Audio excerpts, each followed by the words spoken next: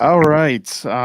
Let's try this again. Take two for a liquid lunch with Uncapped, featuring Rockwell Brewery in Frederick, Maryland, right in, I guess, not quite the heart of Frederick, downtown Frederick, kind of the heart adjacent, right off of E Street.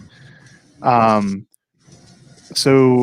during our first attempt of this, you're starting to tell us how you guys are holding up. You want to reiterate that now that we've got an actual good connection? Right. Well, I mean, we're hanging in there. Like I said, the toughest part is we had to lay everybody off, let everybody off right from the beginning, and just because we didn't know what to expect, and so right now it's Paul and I and Scott and our families, I mean, we're hanging in there. The numbers are okay, but obviously, not being able to utilize the beer garden is just, killing us. So, but at least good enough to survive. I mean, our model is always based on the experience, the social atmosphere, and the tasting room. And we don't really distribute. We didn't. That wasn't our model. We're in a couple restaurants locally, a couple local liquor stores that you basically walk to for our limited packaged goods. But I mean, this has kind of just thrown us for a loop. We really have had to reinvent what we're doing. So we're playing catch up, but we're hanging in there. Although at least on the bright side, this did. I mean, you may have already had this planned and you were going to do it anyway, but you decided to can one of my favorite beers from Rockwell recently, and I've always encouraged you to lean in on this beer because one, it's absolutely delicious. I love the artwork for it, done by also someone from Frederick, which makes it extra great. So did you already have plans to can this anyway, or was it accelerated by everything that's going on now, or is that what spurred you to? Definitely accelerated. I mean, we had plans to do that. We've canned twice, two other beers. One was we did in collaboration with Antietam Brewery. That's where we do our big cannings right now. And then we did Rapture, our blonde ale. And foolish as we were, we thought that's the number one beer in our tasting room. Right? It's just American blonde ale. You can that, you put it out in liquor stores, and it's not what everyone's collaborating to get.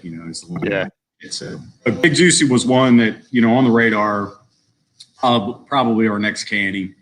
We were, we've been talking about for distributing, but this is just jumpstarted everything. So we did Big Juicy, we did Rockstar, which is one of the Pink Boots collaborations, another NEPA. So we've got those two in cans right now. But it's a different model. Now we've knocked the wall out to expand the brew side of the brewery to fit a cane line in here. So like I said, we're playing catch up to the distribution game, but we're trying as best as we can. So where did I feel like there might be a story behind the creation of Big Juicy? There is some. I mean, I could create something, but just make something up. Let's just have story time with Matt. That's right. We can do that all day long. It's well, I'm a product, I guess, of the '80s. You know what I mean? I graduated high school in the '80s, and so a lot of the music, a lot of the songs, a lot of the names that we name the beers, are all song related. So I tend to harken back to those, the '80s and '90s. So we were making, basically one of our first hazy New Englands. Okay, man, you gotta call it Big Juicy, right? So running from that song and from Notorious, a buddy of mine, local artist, Bernard Rollins, that you mentioned earlier, I said, said to him one day, look, I'm doing this beer, big juicy, New England IPA. These are the hops in it. These are, the premise behind it. You got it, graphic. And I think he just killed it with, Biggie two-fisting with the Rockwell sweater on. And he's a local artist. He's self-taught, basically illustrator. It's his website is Bnard, so BNARD artwork.com. So definitely, check his stuff out, check his work out. And, he does some prints. Every now and again, he'll do a t-shirt print and, just supporting him and helping him out. And I'm hoping to be able to do some other stuff with art as well. Yeah, he also has a pretty cool Instagram account that people should check out. It's the same thing at BNARD artwork. Yeah. But he does a lot of art in that style as the Big Juicy label. Yeah, it's pretty cool. I mean, my son, when he turned 9, he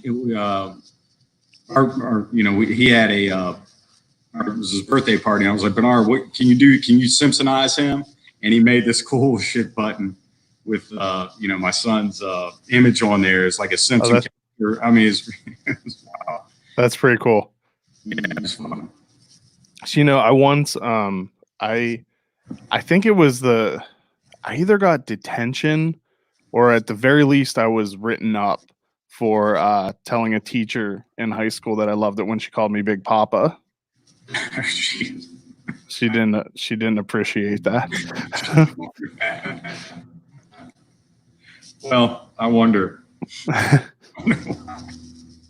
So that also plays into why I love this beer. I think it's always been one of my favorites from you guys.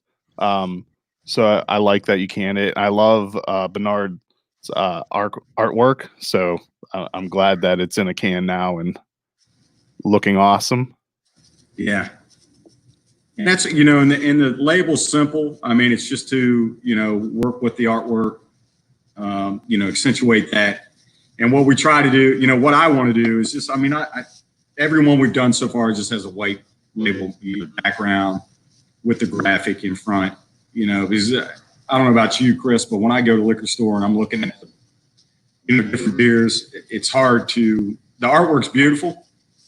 A lot of times it's hard to figure out when the hell you're looking at. Your head starts hurting after a while. It's like, what am I getting? Who's selling it?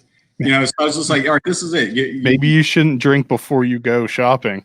Well, that's the hard part too. I would save a lot of money on lottery tickets too if I did that. But just keep it plain and simple. Let the artwork speak for itself. And so when people come in, they can see it. They can recognize it. They see where the beer is coming from. They can see what the beer is, the hop profile, and, determine then if they want it and grab it and go. So.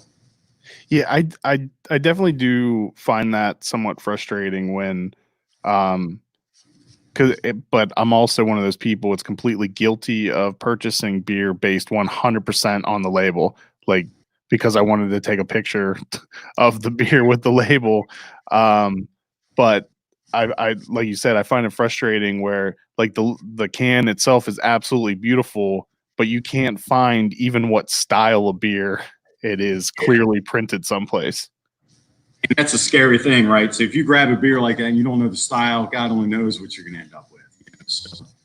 Yeah, it's sometimes like a tiny font hidden within a design and makes it very, very difficult. So I just end up buying it because it's a pretty label. That's right. That's right. So what else do you have? Some more canning runs planned. What else do you have coming out to release? Yeah, so with the expansion in the brew house, we're able to at least get Ironheart in here, which is one of the mobile canning units to do a couple runs. So I think it's scheduled for June 12th, so we got to wait a little bit. Okay. We're doing 2 beers that day. We're doing Cyborg Betty, which is our other New England IPA, and Space Grass, which is what we call East Frederick style IPA, and it's also gluten reduced.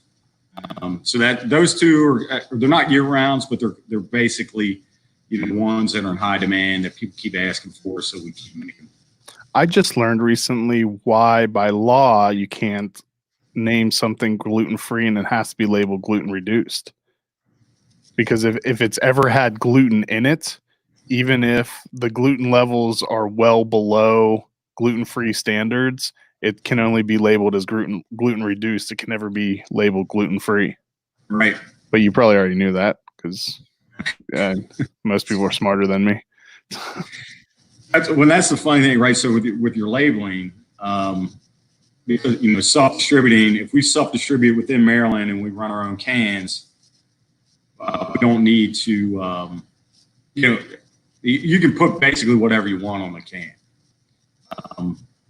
But if you're going through a distributor, then you've got to label it clearly. So if you put gluten-free on your label to a distributor, then the Fed comes in because they're the ones that, certify or qualify your label.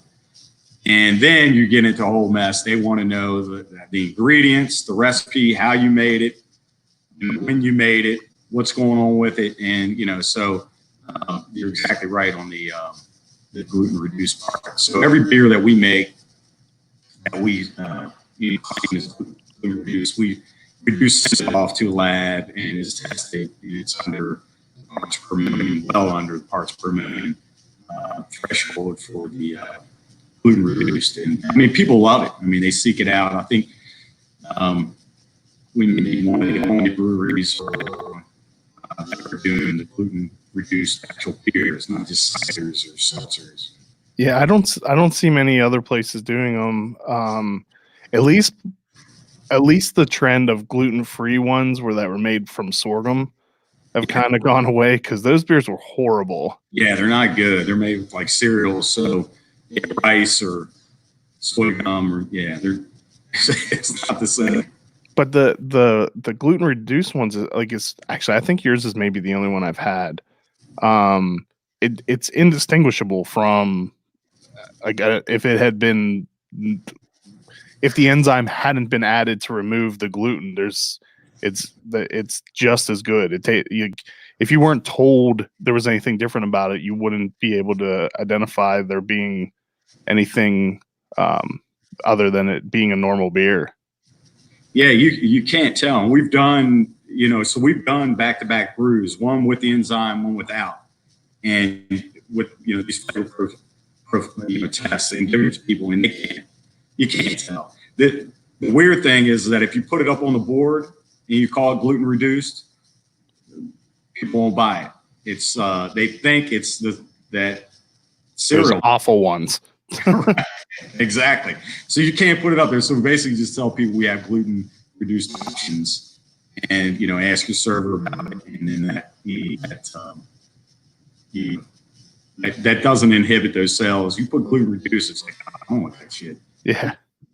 How can people purchase your beer now? Are you doing online ordering, delivery, curbside? What's the situation with getting Rockwell beer now? All of the above. I mean, if you saw my post a couple weeks ago, I was on the skateboard, I was on the hobby horse, I was on the, bicycle. So we're doing it all. So we have our own merch site. So if you go to our main website, rockwellbrewery.com, you'll see the different links. One is our merch site. So you can also get T-shirts and snacks we might have up. And the other one's through the Beer Me app, and that's the main one for deliveries. That's you have built in, which is fantastic. And I mean, I'm sure you've talked about this before in your other podcasts with those guys. True Roast for bringing putting this app together. It's amazing what they've done, and to basically give that to us as a free. I mean, it's a lifesaver. Yeah, we had Brian on for a complete episode not that long ago, and it's actually a lot of people have listened to and watched that one. So I think it's crazy too how national it's gone. I was actually the gentleman that introduced me to the software we're using. He's out in Wisconsin, and he interviewed me for his show. And while we were talking, I had just brought up Beer Me, and he said that the beer he was drinking, that's how he had ordered it. So like it's already popular out in Wisconsin too. It's crazy because when you go into their site and you look at their map, their link map, yeah, to see how it's spawned like that, it's because first when I saw the app, I didn't even know who it came from. I was like, oh, I see some other people using it, and you're skeptical at first. It's like, oh, this is a free app you guys can use for deliveries. It's like, what's the catch? There's something. You're going to get us 50 cents a thing or something. You're going to get us something. And it's, you keep looking into it, and it's like, oh shit, it is from these guys. It is open source for now. Yeah, and it's from right here, right in, where were they, Rockville or whatever, and I mean, yeah, well, I think he's up in New England. Oh, he's in Philadelphia, the actual developer. But yeah, right. and then the brewery, True Respite, they're down in Rockville. Yeah, so I mean, it's crazy. So I don't know where they're going to go with it. I don't know what the model is. I didn't unfortunately hear the podcast yet. Well, maybe you should listen more, Matt. I'm only working 6 days a week now because you can listen to podcasts while you're scooting around on your radio flyer delivering beer. That's right. That's an event I'm going to have here. It's going to be a 2-man team event on a radio flyer or whatever big wheel we can find, and it's going to be like you got to do a couple laps around the building, chug a beer each time you come through the beer garden. That's funny. So yeah, if so your Beer Me site is BIERMI.com/brewery/Rockwell-brewery. But you link to it directly from your website, right? Yeah, so you can link on that. And I try to parse out that one for delivery and the other one, the merch site, for pickup. It's easier because the merch site one comes through our POS. So when we're in here, we can see it come right in the system. The other one comes through email. So I've got to be looking at my phone, which I don't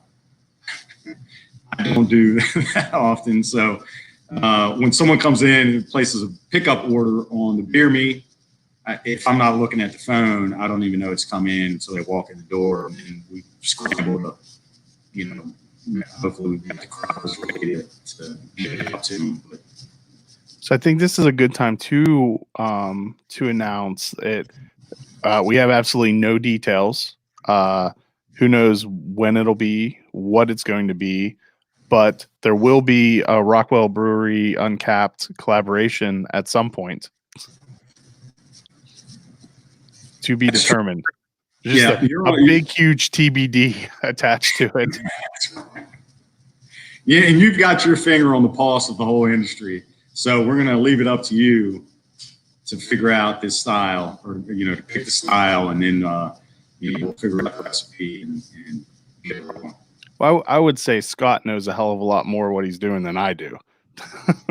Well, but his taste, God only knows. Maybe I'll just make him make another seltzer. Oh, I'll tell you. Did you see his thing today? Yeah, I saw it.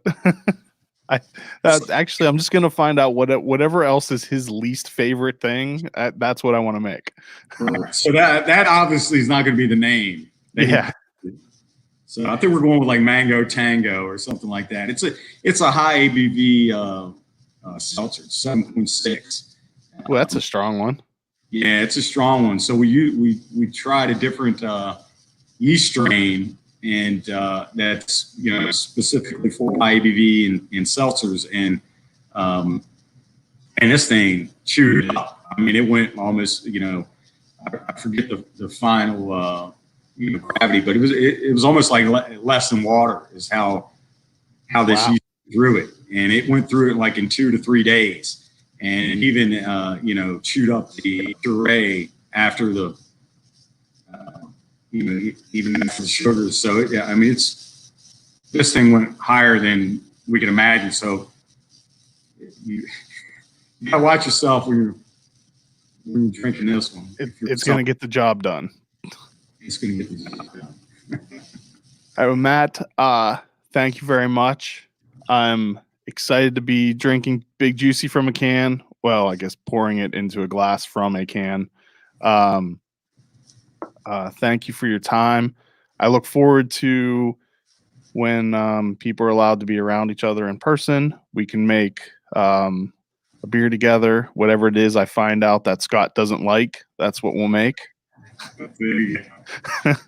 You get the best post from him. Yeah, I mean that's really all that matters. Yeah, we're looking forward to getting things back to normal. I mean, it's going to be, I'd like to get to the point where it's years from now, and it's like, man, you remember that crazy time that yeah, we're quarantined and we thought if we touched a stranger we were going to die. And stuff yeah. like that. That's hopefully that whatever needs to happen, the vaccines or whatever, and we get back to normal, because things it's definitely changed just in a short time. So we don't know what to expect when we get back open, go through the beer garden, and get socialized again. Hopefully it's sooner than later that everyone's comfortable again and hanging out and socialize. Well, once we're allowed to, I'll be there enjoying the Rockwell beer garden and sharing a beer with you. So thank you for at least having a virtual beer with me, and thank you for your time, and thank you everyone for listening and watching. Sounds good. Thanks, Chris. Appreciate it. Cheers.